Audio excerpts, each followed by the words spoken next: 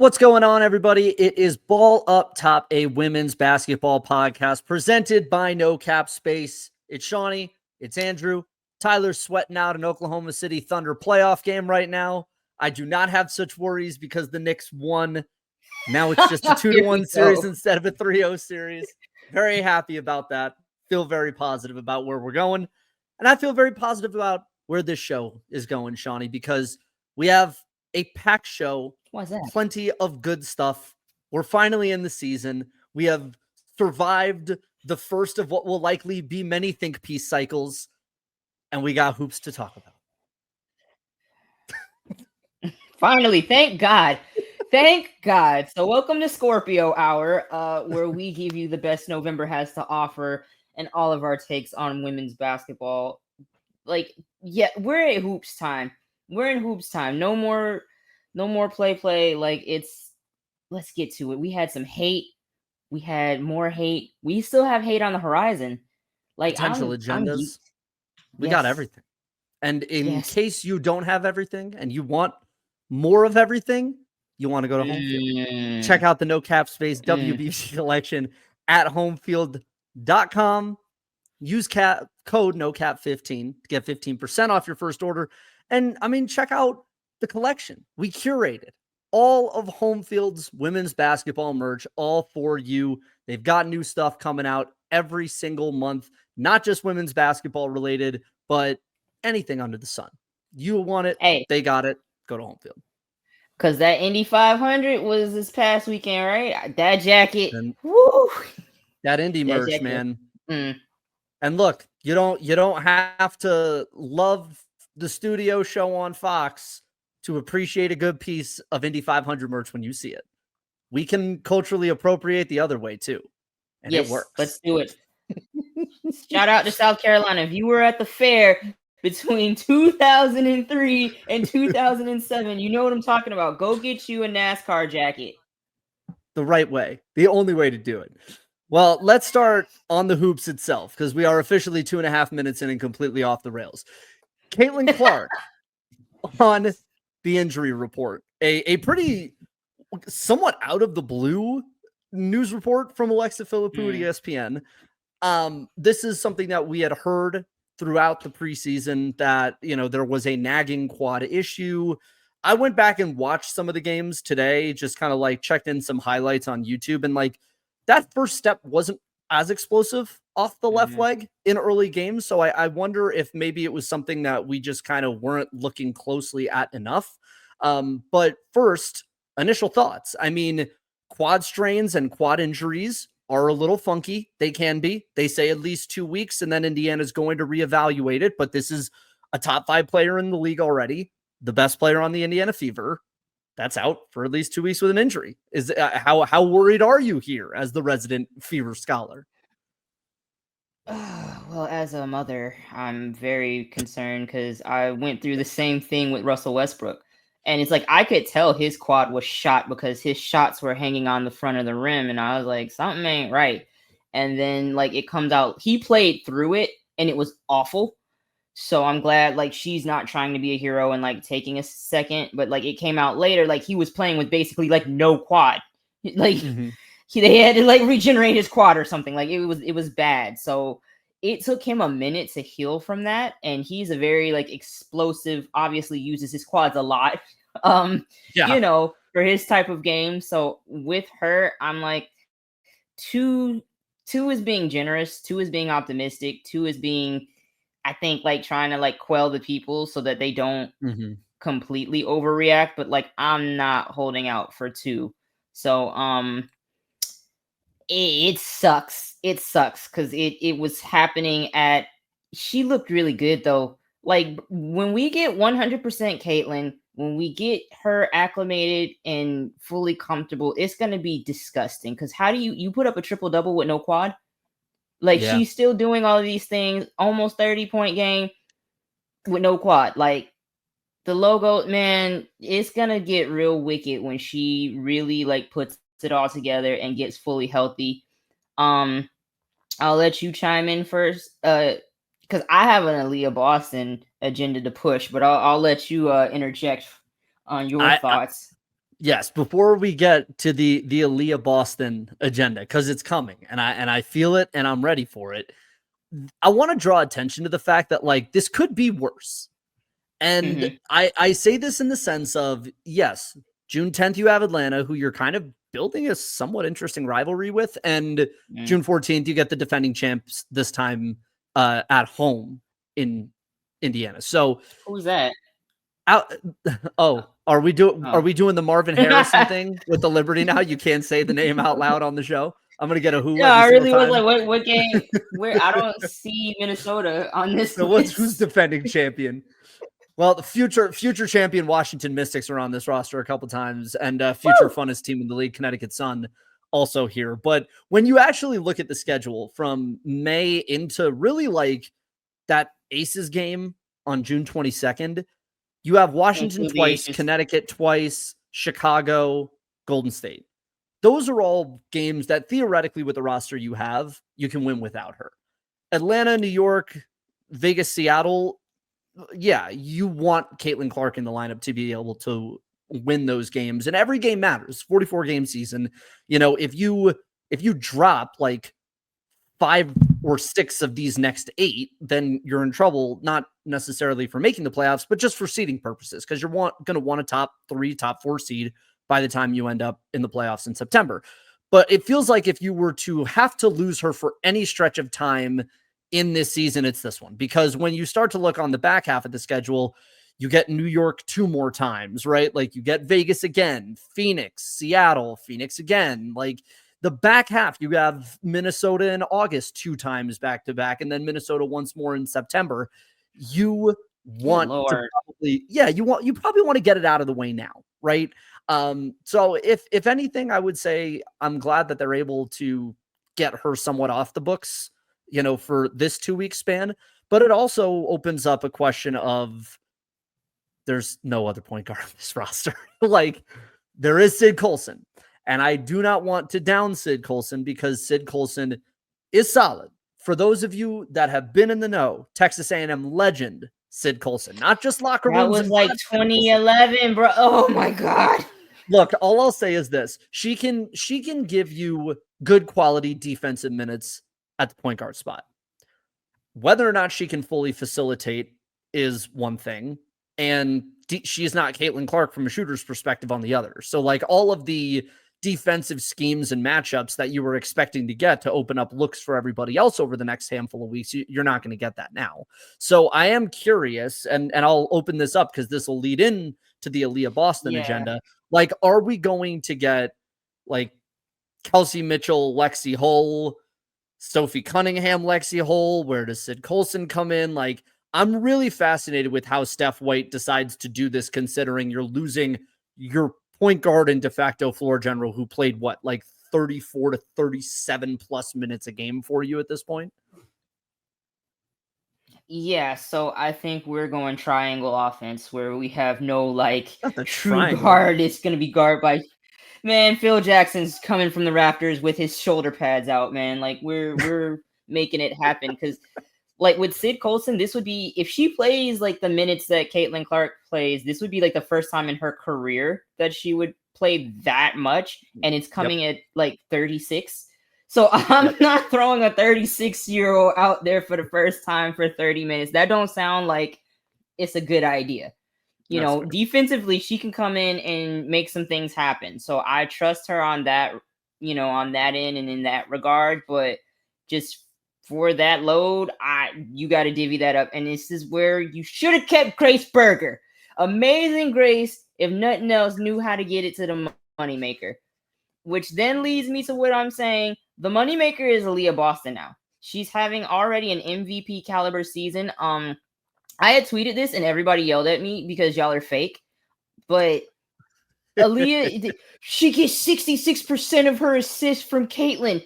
First off, nigga, she played an entire season without Caitlin. Like, I think I know what I'm talking about. Like, y'all need to like go back and watch the tape. She took the Fever. Fever had 5 wins in 2022. Aaliyah Boston gets there, they have 13. And somebody tried to bring that up in like a snide manner. And I was like, last year they only had 20. So like every team that has had Aaliyah Boston has won 7 more games than the previous year. So she is very capable of holding it down. I've watched her take the New York Liberty into overtime. Stewie had to score 40 points to put away the Fever. She did it with Melissa Smith. She did it with Erica Wheeler. Like she did it with a worse off roster than we've had now. So I'm like, I've watched her take unripe lemons and make it into lemonade. Like she's got it. She's got the goods. She's more comfortable, handling the ball. But it's like that skill set is still in there. That back to the basket, like, we can play inside out now. Like that's still in there. And I think they have a much better chemistry now than they did her rookie season. It was in the toilet. Oof. God, they hated each other. You thought the vibes were bad in Indiana last year. Oh my God, the 22-23 vibes were heinous. Oh, we were in the cellar. It just, but like now it seems, you see that that interview with Dewana, Kelsey, Caitlin, and the Sports Illustrated, and they all seem to be getting along and laughing and joking. So I think Caitlin is like the baby of the family and kind of brought the family closer together, and they'll stick together for the kids' sake. Because I feel like Kelsey now understands her role and isn't going to try and like do too much. She understands that like there can be a better player and I can eat. I just have to like not have the mentality of like, this is my team. I need to do like and overshadow that person. And that's what in 2023, there was no establishment of the hierarchy and like, this is who we're running through, but y'all can still eat. So now I just feel like they've been trying to practice like not having the ball in Caitlin's hands. Now you get to do that for real. Because, I think that's actually a blessing in disguise. And they're going to be better for this. Like, it's unfortunate, but like, they need to learn how to win games without her. They need to learn how to like play so she can like actually sit on the bench sometimes and get a rest without leads completely evaporating. So I'm still pretty optimistic, and it's Aaliyah Boston time. It's Aaliyah Boston time. MVP Boston. Let's get on the train now before the doors close. MVB. Ooh, MVP. I think MVP is the way. But I will say this, like we wrote about it. We did on nocapspacewbb.com a glass half empty, glass half full take for our ball knowers. And the thing for me that was the glass half full take was Aaliyah Boston being on this team and on this roster. And one of the things that I think is really underrated about the physical transformation that she's made this year has effectively been that she was a traditional back to basket, old school big under Dawn Staley in South Carolina. Like that is how they won game after game after game, how she was the most efficient player in the country. And also to take it all the way back to, some what feels now like ancient college basketball history, like this was the argument against Caitlin for player of the year in the spring of 2023 was Aaliyah might not. Yep. And like Aaliyah might not be a 30-point a game scorer, but she is the most efficient player in the country who can affect the game on both sides of the floor. And she's proven to do that in the WNBA from her rookie year on. But what I think has been so impressive in this first 4-game data set is like seeing how much she has transformed her body from going to a purely back to basket player that operates in a more slow kind of like deliberative half court offense to actually being able to take people off the dribble, to run pick and roll, to not get tired during games, run in transition, and maintain all of the same size and strength that she had prior anyway. And so for me, what's cool about this is like, we're going to get to see the multitudes of Aaliyah Boston here. I wouldn't be surprised if they have some sets that Stephanie White employs here over the next couple of weeks where it might look a little bit more Aaliyah Boston rookie year, for instance, right? But you also could theoretically, if you want to try and just dose opponents on pick and roll, like you still can do that with Kelsey Mitchell. Kelsey's not as good of a 3-point shooter, and I don't know if she's as good of a passer as Caitlin is, but she is a little quicker. And so I wonder, like, if you're running those PNR combos, like, Kelsey's ability to take people off the dribble as fast as she does, it makes me wonder, are you going to create like an interesting matchup problem that come the playoffs, for instance, Stephanie White has another wrinkle that she can throw at somebody because you've repped this out in the regular season and you practiced it. And so like, yes, the glass half empty take is there is no backup point guard here that is even remotely close. And so you're going to have to like try and make, like you said, like lemonade out of unripe lemons in respect with this backcourt. However, I do wonder in the long term, because you know Caitlin's going to come back, and if she comes back and when she comes back fully healthy, like she's plug and play. Like she, again, top 5 player in the league as a sophomore in the WNBA. And so it's one of those things where not the Bill Belichick we know now, but the Bill Belichick we used to know that would like rep shit out and practice like random stuff in the preseason and in like the first 4 weeks in the season. And all of a sudden, like they're doing funky shit with the clock in the AFC Conference Championship, and now they're in the Super Bowl because of it. Like this feels like if Stephanie White plays her cards right, like she can do that. Where if you're in a pinch against the Liberty or the Storm or the Aces or the Lynx in the semifinals or the WNBA finals, you can look back to this period of time and go like, you know, they're really going after Caitlin. Like, let's do some of the weird shit that we were doing in that period of like late May, early June. Like, I think this could be a benefit for them. I really do. Oh, absolutely. Because to your point, she didn't show her hand last year. Remember when they played Connecticut in the playoffs?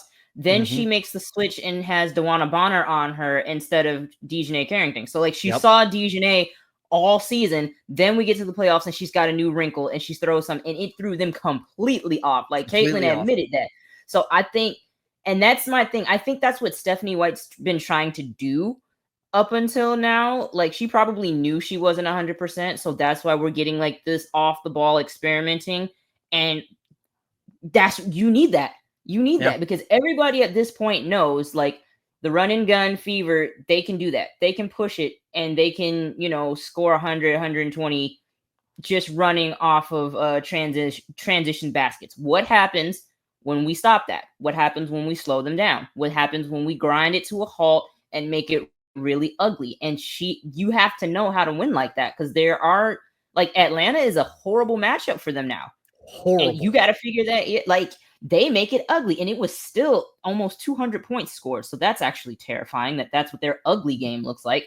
But like the skill set is going to be transferable. You're not compromising anything by allowing Aaliyah to like run the offense with Kelsey Mitchell, because even if you do that pick and roll, Aaliyah is still a great ball handler now. Yes. Like she's improved tremendously. Like when she threw that little fake and Joe cut to the basket and kicked it out to Dewana, like Dewana sold the clip. But like that, my God, I audibly gasped. Because Aaliyah Boston, you're doing fakes now, and like it could get spooky. And it's like you said, Caitlin, you plug her back in. Everybody still knows how to play within themselves and how to like get some possessions going. Like if she's face guarded, if they're blitzing her, if they're doubling her again, and we see any of that, like this team could be really dangerous. Like come playoff time, or they could collapse, and we could be completely wrong. But when have we been wrong? We're never wrong. If anything, we're just early. We're just early. But you know what? I feel like they're too good to have that happen too, right? Like, I mean, this is they built up the roster for this reason, you know? And so I would be really stunned if this turned into a scenario where everything just fell apart. And look, when we really think about how really outside of the Liberty, like recent WNBA franchises have built up champions, frankly, it's people being beneficiaries of having a bad team the year prior. You know, because like you go back and look at somebody like the Lynx, for instance, right? And like the Lynx had already on that team Sylvia Fowles and Rebecca Brunson and Lindsay Whalen, and then you are able to draft Maya Moore, right? Like when it comes to the Las Vegas Aces, you draft Asia, then you draft Kelsey, then you draft Jackie Young. And so now you have 3 number 1 picks on your team, right? Like the only team that built it, you know, in the more capitalistic way is naturally the New York team. And Joe Tsai went, I'll show you these franchise valuations and basically put a super team together. But also important to mention, like 2 number 1 picks on that team, right? So there's 2 number 1 picks on this team too. And I think that is what people need to consider here is like they obviously lose a hefty ceiling as long as Caitlin is not playing. However, what the front office was able to do with this team was to raise the floor very significantly. And that's what we wanted. That's what we as like media people who want to see fun aesthetic basketball and great storylines wanted. That's what Indiana Fever fans wanted. That's what Caitlin Clark fans wanted. That is what people wanted to see.